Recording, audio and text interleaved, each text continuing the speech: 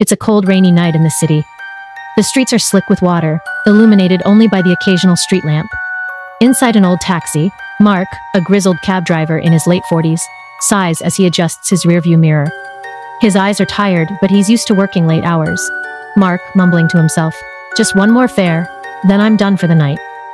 The rain taps rhythmically on the roof of the cab, the sound muffled and eerie in the empty streets. Mark turns the corner, his headlights cutting through the fog, when suddenly, a woman appears on the side of the road, waving for a ride. Mark pulls over and the woman gets into the back seat. She's drenched from the rain, her hair sticking to her face. She wears an old-fashioned dress, something that looks a little out of place for the modern city. Woman, softly, "Thank you, I've been waiting a long time."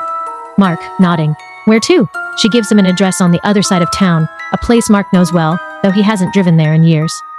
It's in an older, more abandoned part of the city. The woman remains silent for most of the ride, staring out the window as the rain continues to pour. Mark glances at her in the rearview mirror. There's something unsettling about her presence, the way she sits too still, her eyes fixed on something far away. As they drive deeper into the city, the streets become narrower, darker. The buildings are old, some abandoned. The streetlights flicker, and the sound of the rain seems to grow louder, echoing in the confined space of the car. Mark feels a chill in the air.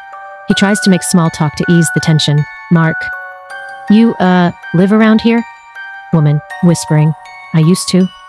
Mark frowns. He checks the rearview mirror again, but this time, the back seat appears empty. His heart skips a beat, but when he quickly glances over his shoulder, the woman is still there, sitting quietly. Mark, nervously, almost there. He tries to shake off the feeling of unease, but something about the woman is unsettling. As they near the address, he feels the temperature in the car drop. His breath fogs up in front of him. They arrive at the destination, a crumbling, abandoned house at the end of a dead-end street. The windows are shattered, and the front door hangs loosely on its hinges. The place looks like it's been deserted for decades. Mark, looking confused. "This is the place?" The woman finally speaks again, her voice eerily calm. "Woman.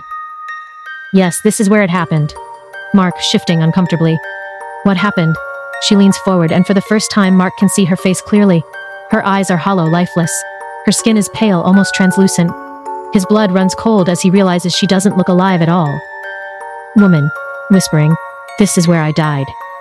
Mark's heart pounds in his chest. He fumbles for the door handle, trying to get out of the cab, but the doors won't open. He looks back at the woman, who is now staring directly at him, her face inches from his own. Suddenly, Mark remembers something. Years ago, there had been a tragic accident in this part of town. A young woman had been killed when her car veered off the road on a rainy night, right outside this very house. Mark's hands start shaking. He was the one who had caused the accident. He had been driving drunk, lost control, and fled the scene, leaving her to die. He never told anyone. He had tried to forget, but she hadn't. The woman leans in closer, her cold breath on his neck. "Woman, I've been waiting for you." The taxi engine suddenly dies and the lights go out. Mark's breathing quickens, his eyes wide with terror. He tries to scream, but no sound comes out. The woman reaches for him, her icy fingers wrapping around his throat. "Woman," smiling darkly, "time to finish the ride."